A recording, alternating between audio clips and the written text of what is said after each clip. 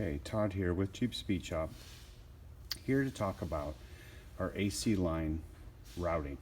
So this is a truck Hemi from 2009 to 2019. This is the 5.7 liter VVT Truck Hemi, as so.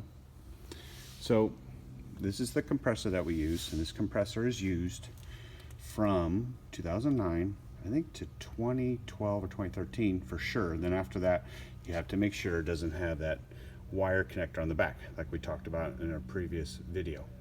So this is the AC lines. This is how we run them. They're close because they need to be really tight to fit. We reuse the pressure switch from the 3.8 liter and the 3.6 liter. So this is the AC pressure switch that we reuse from the Jeep JK, and it goes on to the high side AC line, and then the bigger one's the low side. So this is just, I've had a couple people ask me, this is the routing for these AC lines for the VVT Truck Hemi, and reuse the pressure switch also for the high side. All right, so here's a look at them as we're running them on this engine. This is a used 5.7 liter. All right, Jeep Speed Shop out.